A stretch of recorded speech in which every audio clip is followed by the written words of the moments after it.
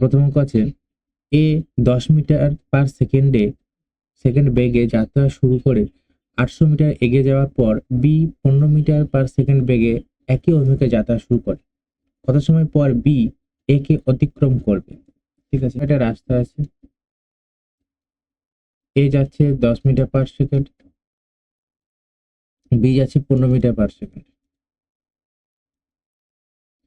বলছি এ এগিয়ে আছে 800 মিটার এগিয়ে আছে, তো 800 মিটার ধরো এ এখান থেকে যাত্রা শুরু করলো, এখানে এ পৌঁছালো, বি এখান থেকে যাত্রা শুরু করলো, তাহলে এই টোটালটা 800 মিটার এগিয়ে আছে।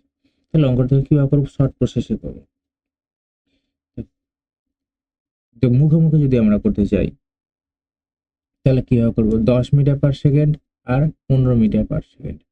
15 মিটার 10 মিটার ডিফারেন্স কত হচ্ছে? 5 metre per second. 5 metre per second, এই 5 মিটারকে এই 800 মিটারটাই কভার করবে। 800 মিটার, তাহলে 800 দিয়ে ভাগ করে দেবো, 800কে ভাগ করবো 5 দিয়ে, 5 16 80, 160 সেকেন্ড সময় লাগবে। তাহলে টাইমটা বের করলাম, 160 সেকেন্ড সমান কত হবে? 2 মিনিট 40 সেকেন্ড। এটা আমাদের অপশন দিতে আছে, এভাবে হয়ে গেল। আর যদি আমাকে করে চেষ্টা করি কিভাবে করবো, তাহলে এ এর গতিবেগ কত? ওই যেটা আমরা মুখোমুখি করছিলাম সেটাকে আমরা এখানে খাতা পেনে করবো, 10 মিটার পার সেকেন্ড, আর বি এর হচ্ছে 15 মিটার পার সেকেন্ড। ডিফারেন্স কত পেলাম? 5 মিটার পার সেকেন্ড। আচ্ছা, ডিস্টেন্স বলে দিয়েছে না? ডিস্টেন্স কত বলেছে? 800 মিটার, এই 800 মিটার কভার করবে 800 মিটার। তাহলে টাইম সমান কি জানি? Distance by speed. তাহলে কত পাবো? টাইম হলো 160 সেকেন্ড। 160 সেকেন্ড সমানই হচ্ছে 2 মিনিট 40 সেকেন্ড। 160 সেকেন্ডকে আমরা 60 দিয়ে ভাগ করি, তাহলে 2 মিনিট 40 সেকেন্ড পাবো। এটা আমাদের উত্তর। আশা করি বুঝতে পেরে গেছো। পরের অঙ্ক বলছি এ এবং বি সাইকেলে চেপে যথাক্রমে 20 মিটার পার সেকেন্ড এবং 15 মিটার পার সেকেন্ড বেগে একই অভিমুখে গতিশীল, একই অভিমুখে যাত্রা শুরু করলো। তো এদিকে এও যাত্রা শুরু করলো 20 মিটার পার সেকেন্ড, আর বিও যাত্রা শুরু করলো 15 মিটার পার সেকেন্ড। কোনো এক সময় বি এ থেকে 200 মিটার এগিয়ে আছে। বি এ থেকে, এ এখানে আছে, বি এখানে আছে, এই ডিস্টেন্স হচ্ছে 200 মিটার এগিয়ে থাকলে পরবর্তী 30 সেকেন্ড পর তাদের মধ্যে দূরত্ব কত হবে? তাহলে বি আছে 15 মিটার পার সেকেন্ড, আর তাহলে এদের মধ্যে ডিফারেন্স কত হচ্ছে? মানে স্পিডের ডিফারেন্স কত হচ্ছে? 5 মিটার পার সেকেন্ড। এই 200 মিটার 5 মিটার পার সেকেন্ড আর 30 সেকেন্ড বলেছে 30 সেকেন্ড পর, তাহলে 30 সেকেন্ড পরে এদের ডিগ্রি কত হবে? ডিফারেন্স কত হয়ে যাবে 30 সেকেন্ড? তাহলে 1 সেকেন্ডে যায় 5 মিটার, 30 সেকেন্ডে 150 মিটার। আর টোটাল আমার 200 মিটার এখানে বলে দিয়েছে 200 মিটার। 200 মিটার থেকে দেখুন বাদবাকি আর ক্রস করতে কত মিটার থাকবে? 150 মিটার ক্রস করে নিল অলরেডি, তাহলে 50 মিটার থাকছে। তাহলে এই 50 মিটারটা তাদের মধ্যে এখনো ডিফারেন্স আছে, যেটা আরো তাদের কভার করতে হবে। তাহলে উত্তরের মধ্যে কোথায়? অপশন সি তে আছে 50 মিটার। আশা করি বুঝতে পেরে গেছো। চলো 3 নম্বর অঙ্ক দেখো। এক ব্যক্তি 200 কিমি দূরত্ব 12 ঘন্টায় অতিক্রম করে।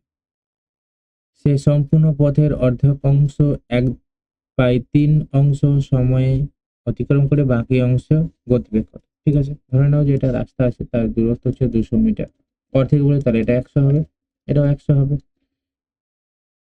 12 ঘন্টায় যাচ্ছে, 12 ঘন্টার এই যে 12 ঘন্টা এখন বলেছে 1/3 অংশ, তাহলে 12-র 1/3 অংশ প্রথমে যাচ্ছে 3 4 12, তাহলে 4 ঘন্টায় যাচ্ছে। এইটুকু রাস্তা 4 ঘন্টায় গেল, তাহলে এইটুকু রাস্তা কখন ঘন্টা যাবে? 12 টোটাল 12 ঘন্টা, তাহলে 8 ঘন্টা যাবে। তাহলে এটার গতিবেগ কত? এটার গতিবেগ বের করতে বলেছে। তাহলে গতিবেগ হচ্ছে, গতিবেগ বের করার সূত্র আমরা কি জানি? Distance by speed.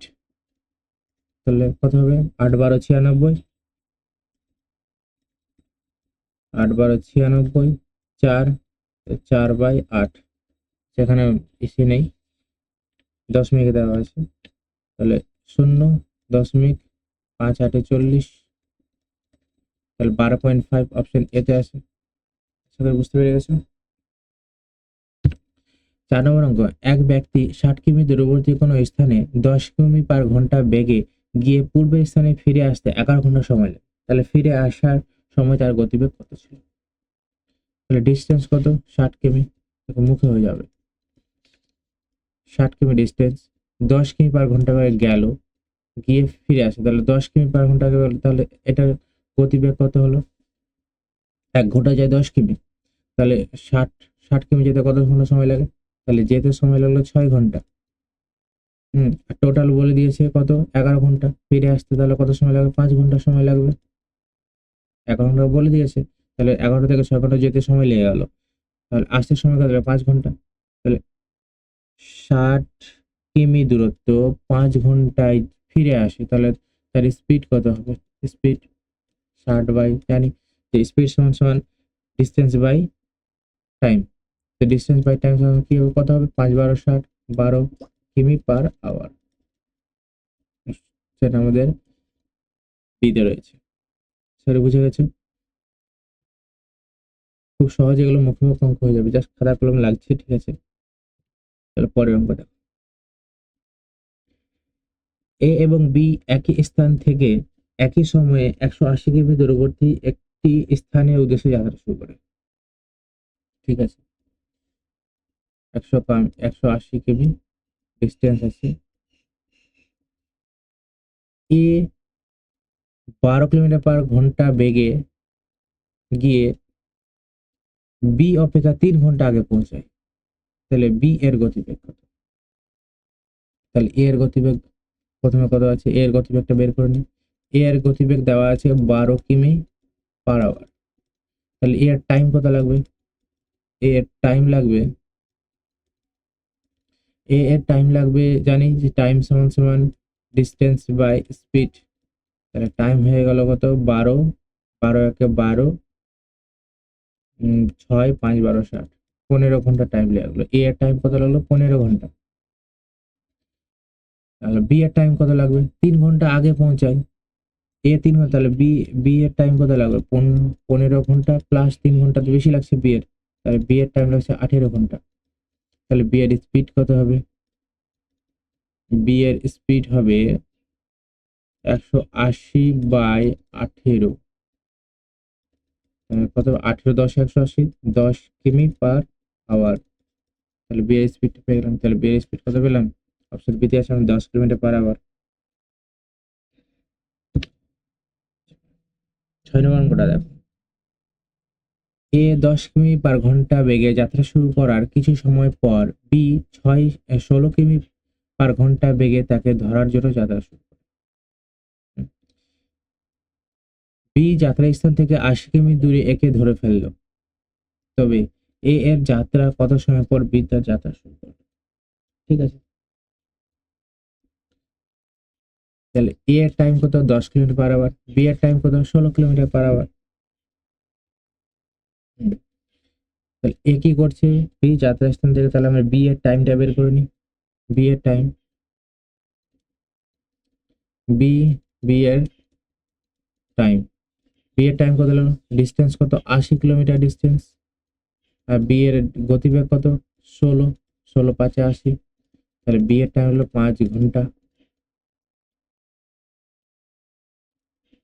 আচ্ছা, তাহলে এ এর টাইম কত লাগবে? এ এর টাইম লাগবে, টোটাল ডিস্টেন্স 80, আর এর স্পিড হচ্ছে 10, তাহলে এর লাগলো 8 ঘন্টা। এবার কি বলেছে? বলেছে এ যাত্রা শুরু কত সময় পর বি যাত্রা শুরু করে। তাহলে 5 থেকে 3 বাদ দিলে কত হচ্ছে? 3।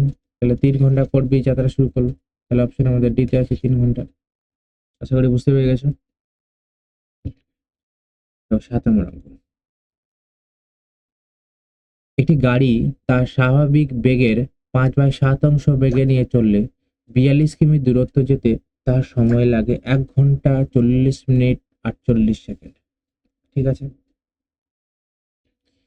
তাহলে দেখো 1 ঘন্টা 40 মিনিট 48 সেকেন্ড আমরা ঘন্টায় পরিণত করবো।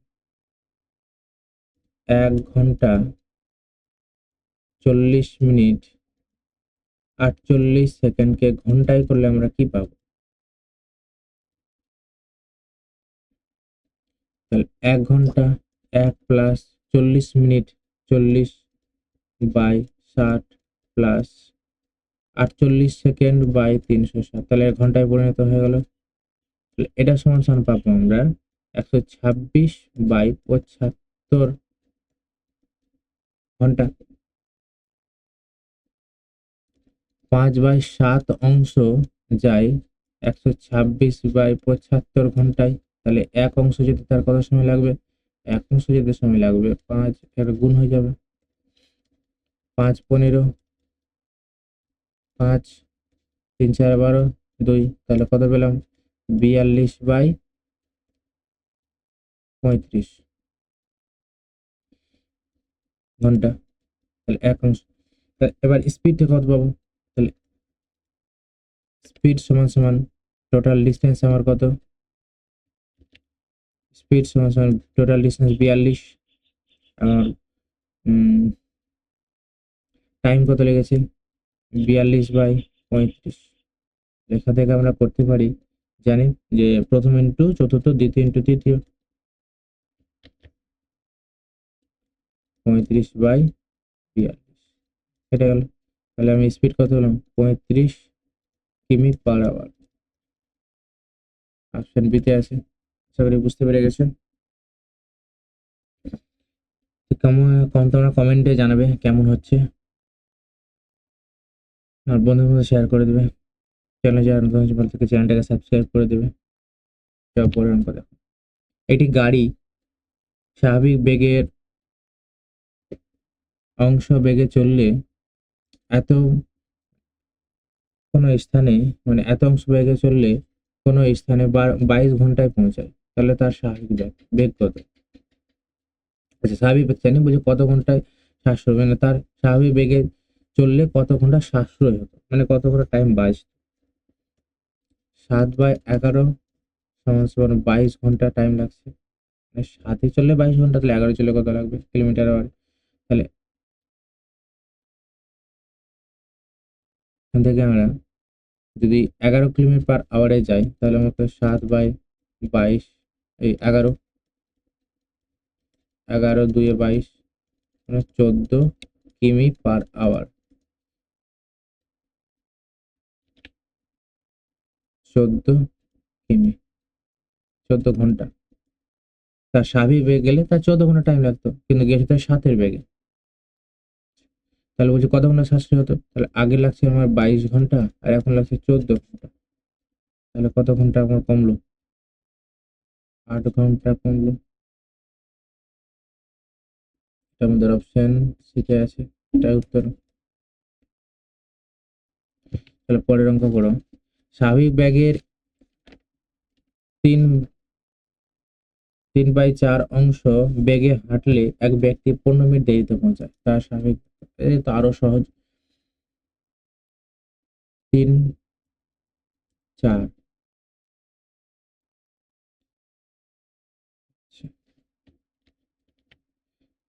স্পিড কত হচ্ছে? 4:3, এটা হচ্ছে স্বাভাবিক বেগ, এটা হচ্ছে বেগ লেগেছে, তাহলে টাইমের অনুপাত কত হবে? 3:4। ডিফারেন্স কত পেলাম? 1। এই 1 সমান বলে দিয়েছে কত? 15 মিনিট। তাহলে বলি তার স্বাভাবিক, এটা হচ্ছে তার স্বাভাবিক বেগ, স্বাভাবিক কত সময় লাগবে? 3 তো 3 ইন্টু এর 15 গুণ, মানে 45 মিনিট তার সময় লাগবে। স্বাভাবিক বেগ দেখলে তার 45 মিনিট সময় লাগবে। চলো, লাস্ট অঙ্ক 10 নম্বর। একটি মেল ট্রেন ও একটি প্যাসেঞ্জার ট্রেনের গতিবেগের অনুপাত। মেল আর প্যাসেঞ্জার ট্রেনের স্পিডের অনুপাত 5:3। তাহলে টাইমের অনুপাত কত হবে? 3:5। আবার বলে দিয়েছে যে 3 ঘন্টায় প্যাসেঞ্জার ট্রেন যায় 90 কিমি, তাহলে 1 ঘন্টায় কত যাবে? 1 ঘন্টায় তার স্পিড কত হবে? 1 ঘন্টায় 30 কিমি/আওয়ার গতিবেগ, এটা পেয়ে গেলাম। প্যাসেঞ্জার ট্রেনের গতিবেগ 30 কিমি পার আওয়ার। এখানে বলে দিয়েছে 3, তো 3 সমান 30 কিমি পার আওয়ার। তাহলে কত গুণ হলো? 10 গুণ। তাহলে মেল ট্রেনেরও 10 গুণ তার গতিবেগ হয়ে যাবে। 5 গুণ 10 সমান 50 কিমি পার আওয়ার মেল ট্রেনের গতিবেগ। তাহলে 3 ঘন্টায় কত যাবে? একে 3 দিয়ে গুণ করে দিতে হবে তখন। তাহলে মেল ট্রেনে যায় 3 ঘন্টায় যাবে 150 কিমি। 150 কিমি কোথায় আছে? অপশন সিতে আছে 150 কিমি। আজকে এই পর্যন্ত থাক, পরে আবার পরের দিন আবার একটা ভিডিও নিয়ে আসবো টাইম এন্ড ডিস্টেন্সেরই। চলো, থ্যাংক ইউ।